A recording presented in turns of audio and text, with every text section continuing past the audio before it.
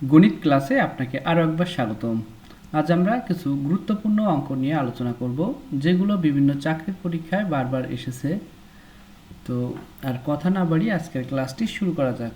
তো আজকের ক্লাসের প্রথম অঙ্কটি আছে 1000 এর পাওয়ার হিসেবে আছে x/3 = 10 হলে x এর মান কত সেটা নির্ণয় করতে হবে।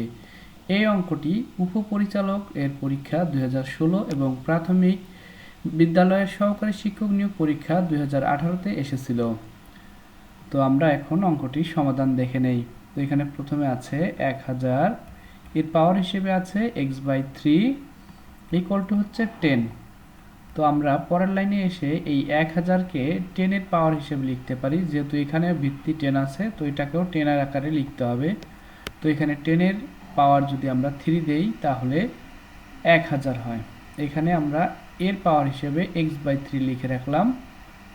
তো এর পরের লাইনে এসে আমরা যেটা করতে পারি সেটা হলো 10টাকে ভিত্তি হিসেবে রেখে আমরা 3 × x/3 অর্থাৎ তার পাওয়ার এটা গুণাকার হয়, গুণ হয়।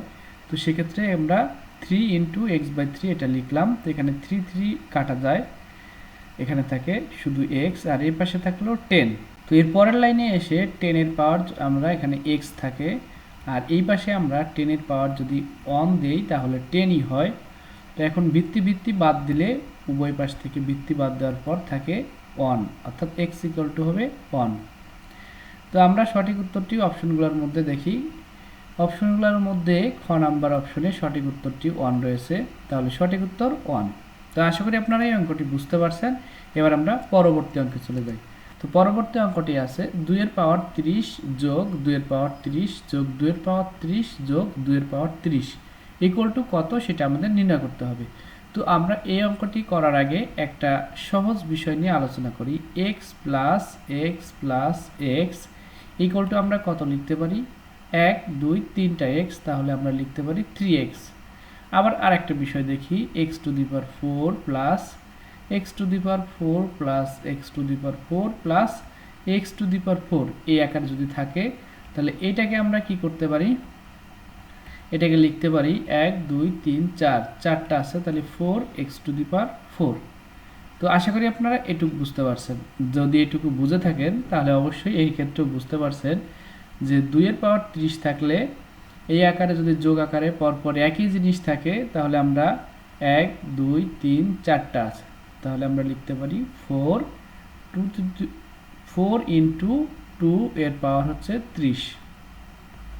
তো এর পরের লাইনে এসে আমরা এই 4কে 2 আকারে লিখতে পারি, 2 এর পাওয়ার 2, তাহলে 2 এর পাওয়ার 2 দিলে 4 হয়, গুণ এই 2 এর পাওয়ার 30। এবার ভিত্তি একই হলে তাহলে পাওয়ারে গুণ আকারে থাকলে, অর্থাৎ একই ভিত্তি এর পাওয়ার যাই থাক, যদি গুণ আকারে থাকে দুইটা তাহলে পাওয়ারে হয় যোগ। তাহলে আমরা একটা ভিত্তি নিলাম, তাহলে 2 যোগ 30। তাহলে এর পরের লাইনে এসে আমরা লিখতে পারি 30 যোগ 2 = 32। তাহলে 2 এর পাওয়ার 32, এটা হচ্ছে আমাদের কাঙ্ক্ষিত উত্তর। তো অপশনগুলোর মধ্যে সঠিক উত্তরটি আছে ঘ নাম্বার অপশনে, তাই সঠিক উত্তর 2 এর পাওয়ার 32।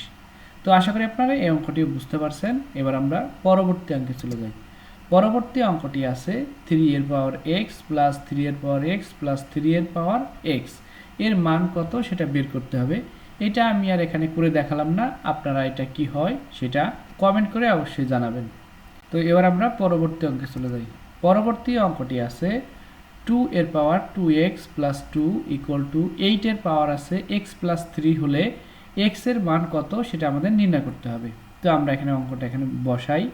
2 এর পাওয়ার x প্লাস 2 = 8 এর পাওয়ার x প্লাস 3। তো পরবর্তী লাইনে এসে আমরা এটাকে লিখতে পারি 2 এর পাওয়ার x প্লাস 2 থাকলো, এই 8টাকে আমরা 2 এর পাওয়ার 3 আকারে লিখতে পারি, অর্থাৎ 2 এর পাওয়ার 3 দিলে 2 দুগুণে 4, 4 দুগুণে 8 হয়। তো এর পাওয়ার হিসেবে থাকবে x প্লাস 3, তাহলে পাওয়ারে গুণ হয়, আপনারা আগেই জেনে গেছেন। এবার 2x প্লাস 2 = 2 এর পাওয়ার, আমরা এই 3টাকে উপরে গুণ করে দিলে 3x প্লাস 3 3 9 হয়। এবার এখানে ভিত্তি আমাদের 1 হয়ে গেছে উভয় পাশে। এবার আমরা এই ভিত্তি বাদ দিতে পারি, তাহলে ভিত্তি বাদ দিলে 2x প্লাস 2 = 3x প্লাস 9 এটা লেখা যায়। তো এবার আমরা একটু সাইড পরিবর্তন করে নিতে পারি। তো 3x যেহেতু বড়, তাহলে এটা এই পাশেই থাকলো, অর্থাৎ আমরা এই 2x ওই পাশে নিলাম, একবারে ঘুরাই লিখলাম 3x minus 2x equal to এই 2টা এই পাশে আছে, তাহলে +2, এটা প্লাস দেওয়ার দরকার নেই, 2 মাইনাস এখানে 9টা এই পাশে চলে আসলে -9 হয়। তাহলে এই পাশে 3x থেকে 2x বাদ দিলে থাকে একটা x, অর্থাৎ x ইকুয়াল টু এখানে +2 থেকে -9 বাদ দিলে থাকে -7। তো সঠিক উত্তরটি হচ্ছে -7। তো অপশনগুলোর মধ্যে সঠিক উত্তরটি আছে বি নাম্বার অপশনে, তাহলে সঠিক উত্তর বি নাম্বার -7। তো আশা করি আপনারা এই অঙ্কটি বুঝতে পারছেন। এবার আমরা পরবর্তী অঙ্কে চলে যাই। পরবর্তী অঙ্কটি আছে a এর পাওয়ার 5 বা 5 ইন্টু a এর পাওয়ার -6 ইকুয়াল টু কত, সেটা আমাদের নির্ণয় করতে হবে। এই অঙ্কটিও বেশ কয়েকটি চাকরির পরীক্ষায় এসেছে, তো যেগুলো আমি এখানে উল্লেখ করি নেই। তো আমরা এটা সমাধান দেখি। a এর পাওয়ার 5 ইন্টু এর পাওয়ার -6। তো এবার আপনারা জানেন যে ভিত্তি যদি একই হয়, তাহলে পাওয়ার এর ভিত্তির মধ্যে যে গুণ চিহ্ন থাকলে পাওয়ারে যোগ হয়, আর ভাগ চিহ্ন থাকলে পাওয়ারে বিয়োগ হয়, অর্থাৎ সূচকের নিয়মে। তাহলে আমরা একটা ভিত্তি নিলাম, তাহলে 5 যোগ এখানে a এর পাওয়ার কিছু না থাকলে 1 থাকে, তাহলে 1 যোগ এখানে যোগ দেওয়া যাবে না, কিন্তু আচ্ছা যোগ দিয়েই লিখি বোঝার জন্যে, যোগ -6। তাহলে পরের লাইনে এসে আমরা লিখতে পারি a এর পাওয়ার 5 আর 1 যোগ করলে হয় 6, আর প্লাস মাইনাসে গুণ করলে হয় -6। তো পরের লাইনে এসে 6 থেকে 6 বাদ দিলে থাকে 0। তাহলে আমরা সূচকের নিয়মে জানি যে কোনো কিছুর পাওয়ার যদি 0 হয়, তাহলে তার মানটা হয় 1। তাহলে এখানে সঠিক উত্তর হবে 1, যেটা অপশনগুলোর মধ্যে আছে বি নাম্বার অপশনে, তাই বি নাম্বার হচ্ছে সঠিক অপশন। তো আশা করি আপনারা এই অঙ্কটিও বুঝতে পারছেন। তো আজ এ পর্যন্তই। ভিডিওটি দেখার জন্য আপনাদের অসংখ্য ধন্যবাদ। ভিডিওটি ভালো লাগলে লাইক, কমেন্ট ও শেয়ার করতে ভুলবেন না। এরূপ ভিডিও আরও পেতে চ্যানেলটি সাবস্ক্রাইব করে আমাদের সাথেই থাকুন।